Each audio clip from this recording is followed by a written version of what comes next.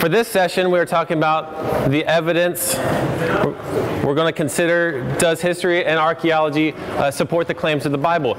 Many people have different reasons for not believing in the Bible. Some might disbelieve the Bible because the Bible records miracles. And of course, but that would kind of presuppose naturalism, right? So if we establish, like we did in the first session, that there's solid evidence for God, then the miracles suddenly become possible. So therefore, the claims of Scripture are no longer all that questionable. Secondly, people might disbelieve the Bible because they just simply don't like what it says. They don't like what it says about morality. They don't like what it says about truth, and they don't like what it says about God. They would simply rather believe in no God, or they would rather believe in a God of their own imagination that's more customized to them, who tends to agree with them, right? And in order to keep these types of beliefs, people would want to discredit the Bible historically. They say, oh, of course, these are all just like myths and fables, because if we can discredit the Bible historically, then why should we care about what the Bible says about morality or about truth or about God?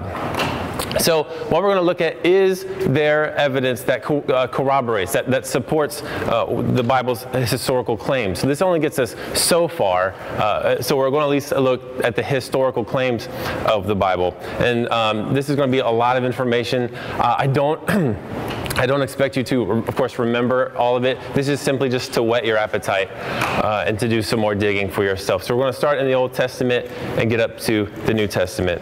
So Old Testament. We'll begin with the area of the patriarchs. You know, Abraham, Isaac, and Jacob, starting around Genesis 12 and on.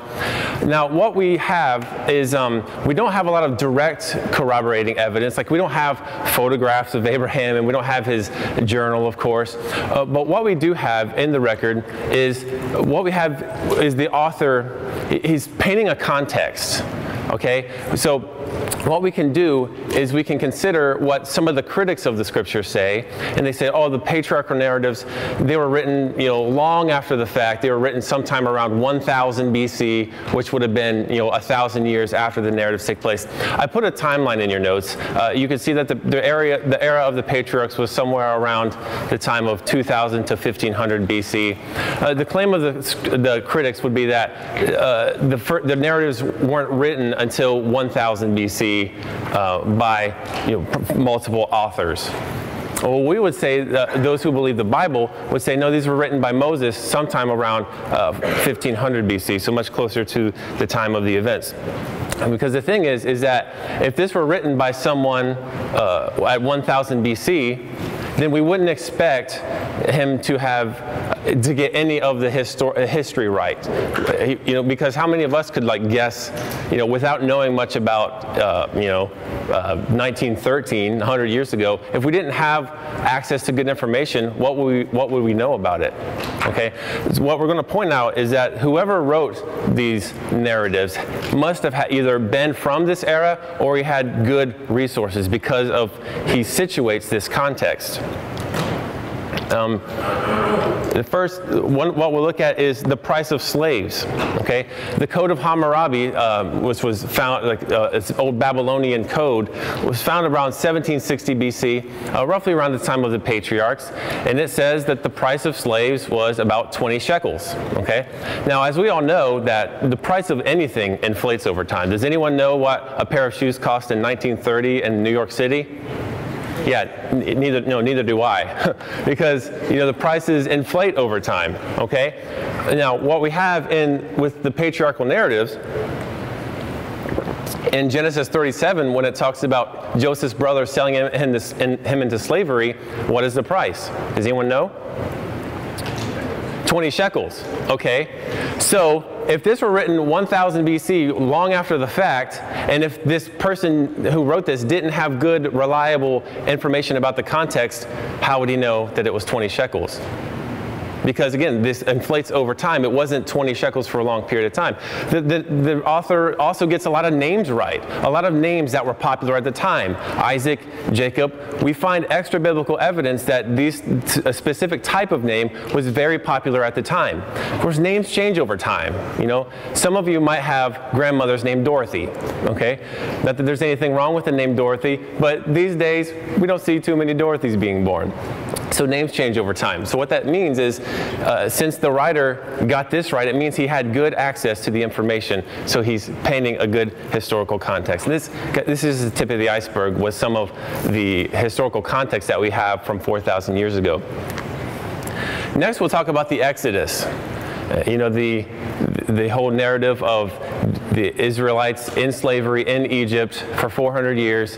Then they come out, you know, according to the Bible, God delivers them from that. And why would someone disbelieve in the account of the Exodus, beside the fact that it's mentioned in the Bible? Well, of course, there's miracles recorded, the 10 plagues against Egypt, and also the parting of the Red Sea. So since miracles are impossible according to a naturalistic assumption, they want to just do away with it altogether historically. Some would make the claim, such as this man, Zev Herzog from Tel Aviv University in Israel. He says that the Israelites were never in Egypt, that nor did they wander the desert, nor did they conquer the land of Canaan in the military campaign. He says, with all the Egyptian writings that we have, none of them mention the Exodus, and none of them mention the presence of the Israelites in Egypt. Okay, so what do we do with this? First of all, but we'll point out the one argument he makes. There's no Egyptian document that talks about the Exodus. But is this actually all that surprising? Why would we expect Egypt to record such an event? Because, you know, back in the day, you know, the kings would, in ancient times, tend to get a little more into bragging. You know, they would like to embellish their victories, but they wouldn't talk so much about their defeats. So why would a proud empire talk about how their peasant slaves got away? You know, so it really shouldn't be all that surprising that there's no record of the Exodus in Egyptian documents. Of course, with the claim that the Israelites were never in Egypt, well, we actually do have some corroborated evidence that actually they were. One thing that we have is called the Brooklyn Papyrus from around 1740 BC, roughly the time when they would have been in Egypt. What there are, this is a household record of slaves. And we have a record of 77 slave names, and out of those 77, we have 30 Semitic names. Now, let me explain to you about what I mean by Semitic. Think of the state of Ohio, and then think Montgomery County, okay? Montgomery County is a county in the state of Ohio. Think of it like in concentric circles. Well, the Hebrew people, the people of Israel, were a type of was a Semitic group, so they could have fallen within that group. So some of these names, these Semitic names, could have been talking about Hebrew people. We also find various Semitic artifacts left behind in the area of Goshen that date back to this period, which is significant because the Bible talks about how the Hebrews were in the area of Goshen. In addition, some of these names on this household record are distinctly Hebrew, variations of names like Issachar and names like that. So one piece of evidence out of several that we have that Israel actually was in Egypt at the time that the biblical record reports. We also have a bit of a record of the Israelites in the land of Canaan, just kind of like the wandering of the desert. At the Temple of Celeb and many other places, there's a phrase, an Egyptian inscription phrase, that's Tashasu Yahweh, which means the land of the nomads of Yahweh. Who might the nomads of Yahweh be? I think we could take a pretty good guess. One of these inscriptions date back to 1400 BC.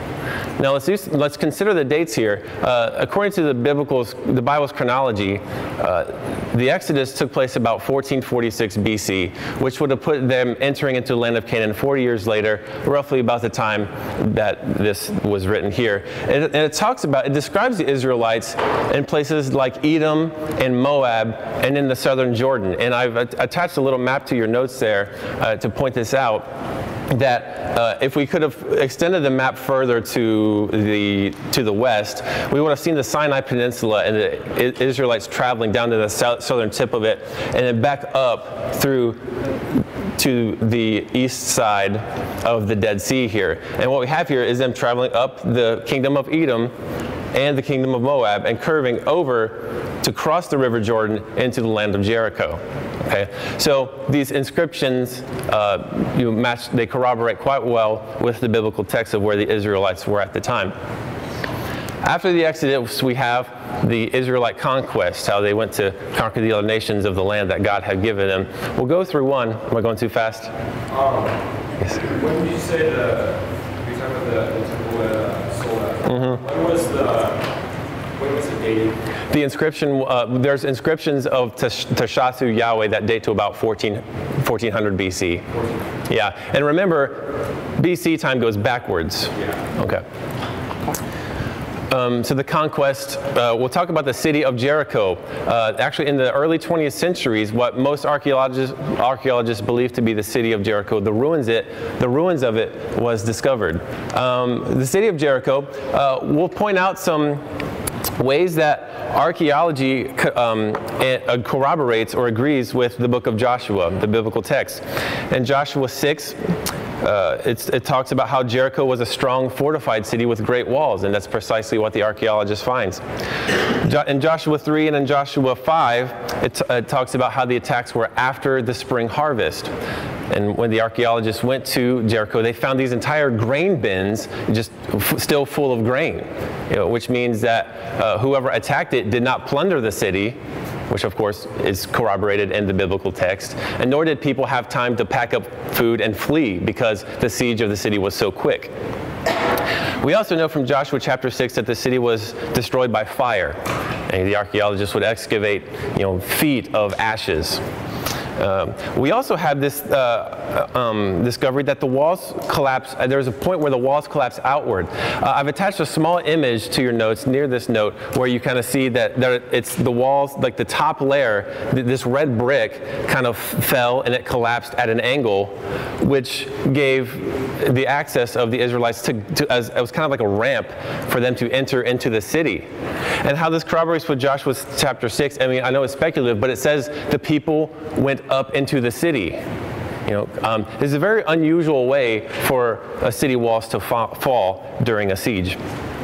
And in Joshua chapter 2, it also mentions houses or homes built into the walls of the city, like Rahab and her family, and that is precisely what the archaeologist finds.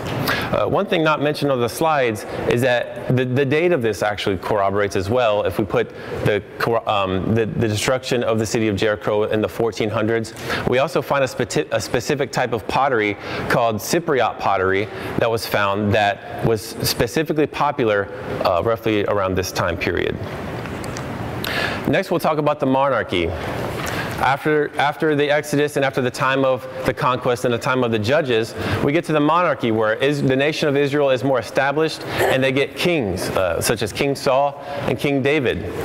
There are some who would doubt the existence of King David.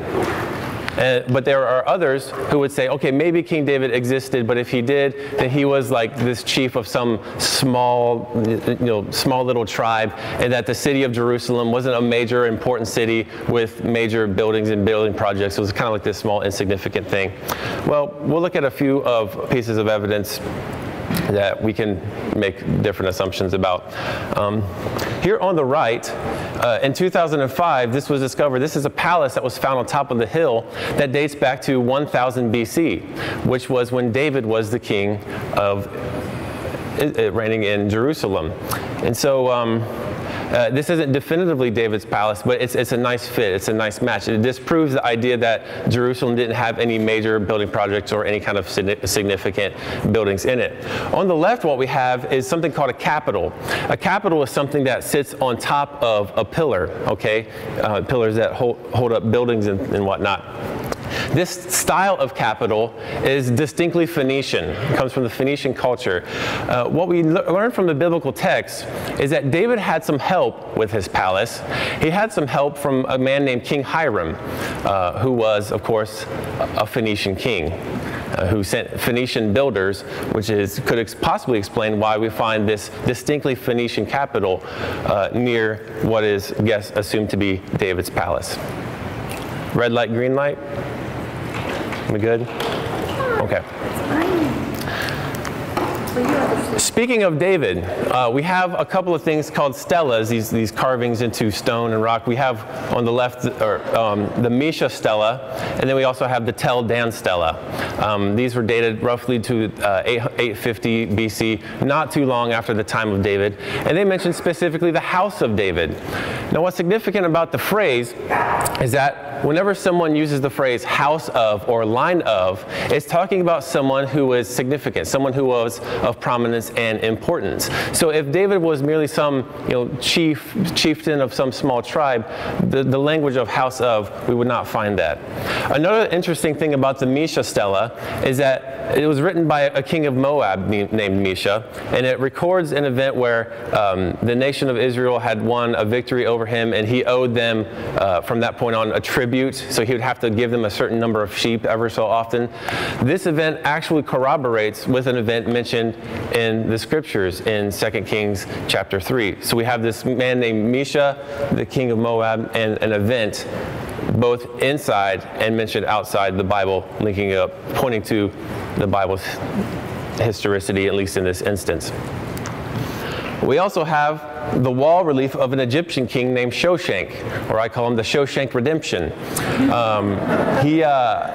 He mentions what some Egyptologists to believe to be the heights of David. The interesting thing about the wall reliefs of Shoshank, this guy dates about to the 900 BCs, again, within proximity of David's existence.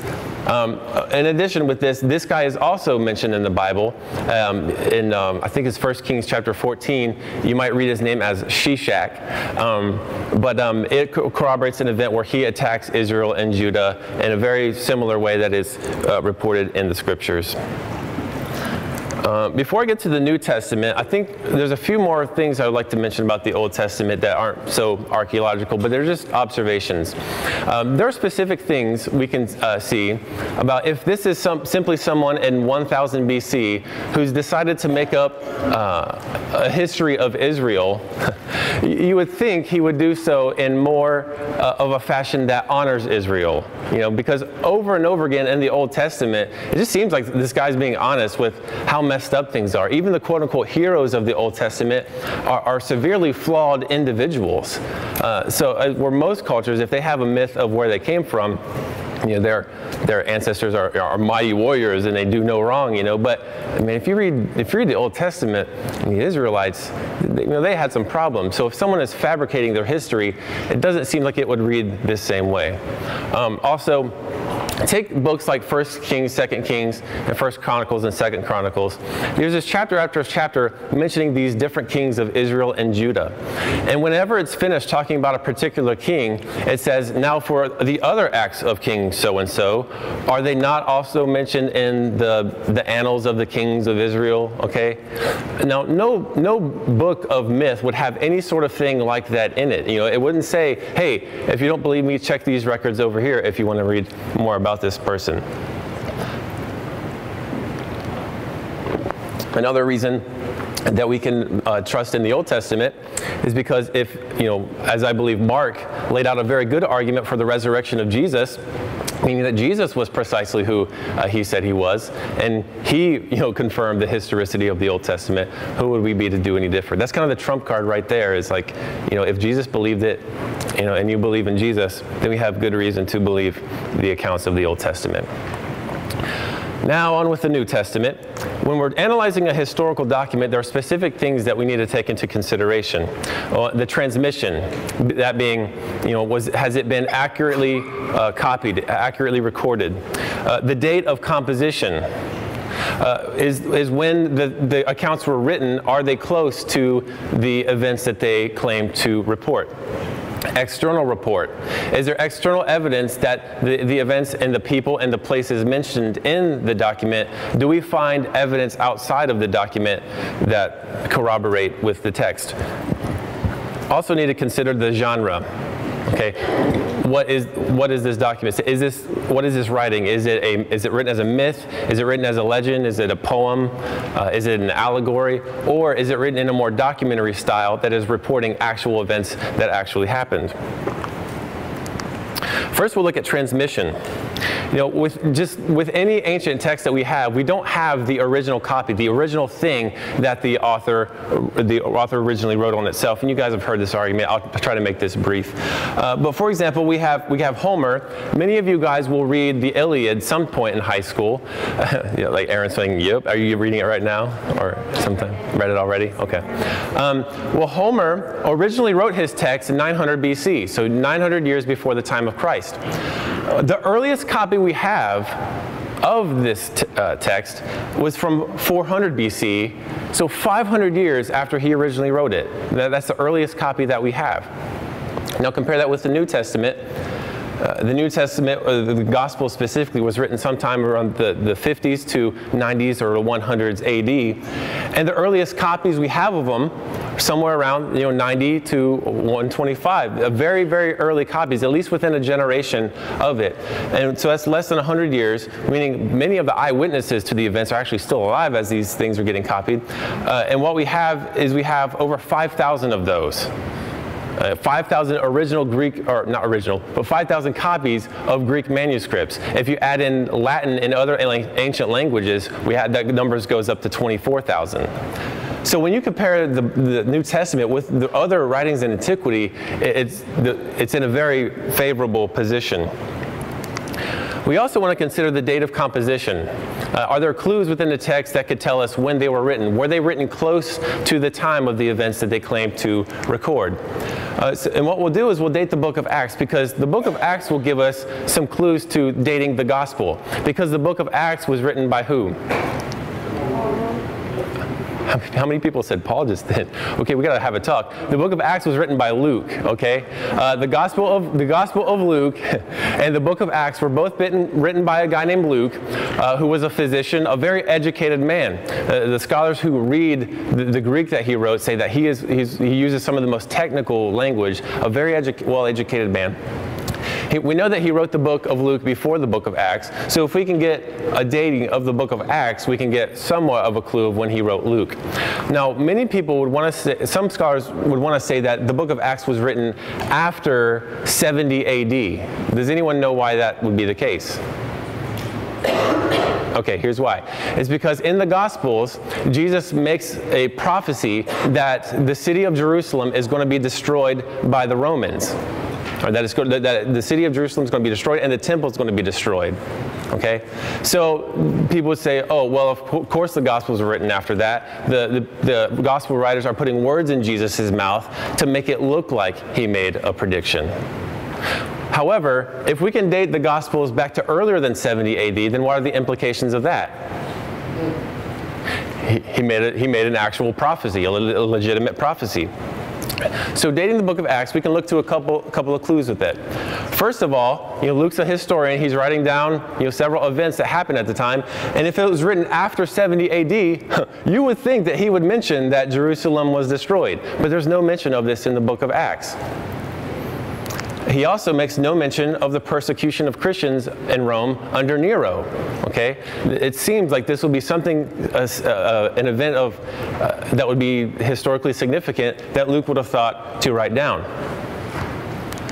It also makes no mention of the significant events in the life of Paul, like being released from prison, traveling to Spain, taking the gospel to Spain, or his execution that happened in 65 AD.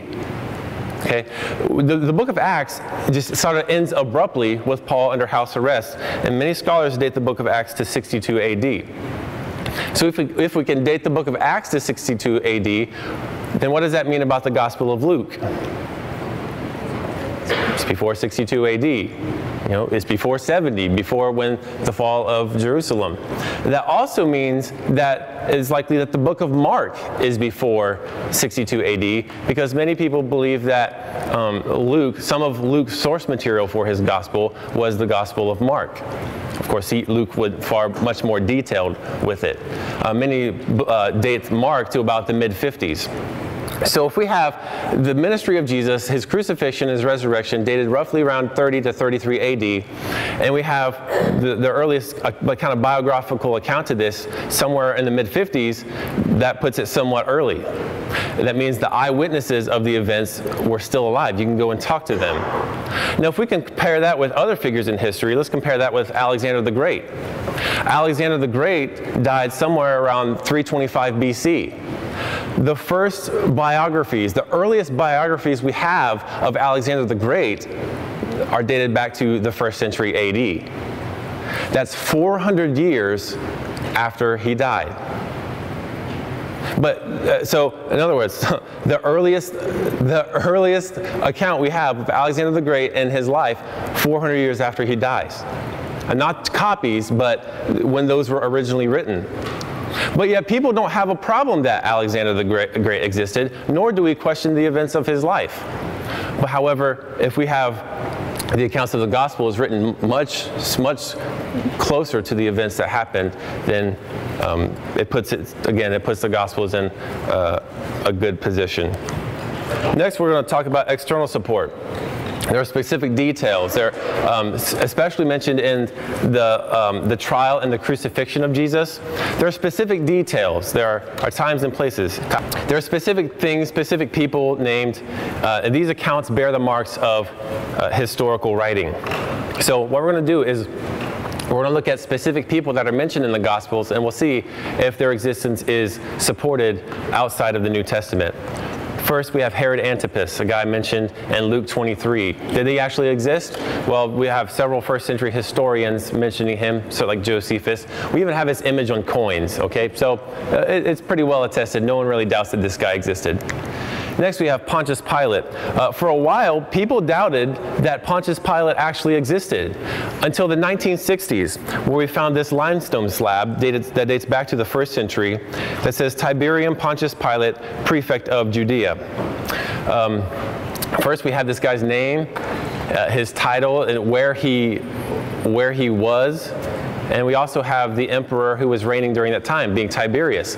All of this corroborates with what it says in Luke chapter 3, in the time of when Tiberius was reigning in Rome, and so on and so forth. So evidence of the existence of this man corroborating the biblical text. We also have Tacitus, as was mentioned by Mark. Christus, the founder of the name, was put to death by Pontius Pilate, procurator of Judea in the reign of Tiberius. A 2nd century Roman historian, once mentioning not only Pilate, but mentioning a deed by Pilate that he put someone to death, and with this mention of Christus, I'll let you make the call on who that might be. Next, we have Justin Martyr, a 2nd century Christian apologist. He's writing a letter to the Emperor Antonius Pius, and he's quoting the Old Testament. He's saying, "They pierced my hands and my feet," was used in reference to the nails of the cross which were driven into Jesus' hands and feet. And they cast lots for his clothes, and after they crucified him, they distributed it among them. And these things did happen, as you can ascertain from the Acts of Pontius Pilate. What Justin Martyr is doing is he's quoting the Old Testament, showing it fulfilled in the times of the New Testament, and he's saying, if you don't believe me that Jesus died, if you don't believe me that they nailed him to the cross, if you don't believe me that they gambled for his clothes, you can check this writing called the Acts of Pontius Pilate. You don't believe me? Check your own records. Next, we have this thing called the Caiaphas ossuary. Caiaphas was high priest at the time in Israel, mentioned in the scriptures, had a lot to do with, getting Jesus put to death. An ossuary is a bone box that was used to collect the bones of and bury in a tomb a prominent figure in the 1st century, and it has his name there inscribed in the side. Next, we're going to talk about Peter, the Apostle Peter. First, we have 2 letters from Peter, and they make up in the New Testament 1st and 2nd Peter. And historians love personal letters. They say that's one of the greatest ways we can find out about history is through personal letters. But we also have a bit of suggestive evidence, we'll call it. There was a woman from the 4th century named Agaria, and she lived in what is now modern-day Spain, and she took a pilgrimage pilgrimage to the Holy Land back in the 1st century. And she wrote, and in Capernaum, what is more, the house of the Prince of the Apostles, talking about Peter, was transformed into a church with its original walls still standing. In the 20th century, in Capernaum, which is where the Bible records Peter lived, they found this octagonal-shaped building that they discovered was a church. But then when they excavated this building, inside of it, guess what they found? A 1st century house. And the reason it dates back to the 1st century is they find specific items in it. They find 1st century coins, 1st century lamps, and my favorite, 1st century fish hooks. Fish hooks and weights that would weigh down fishing nets. And what was Peter's occupation?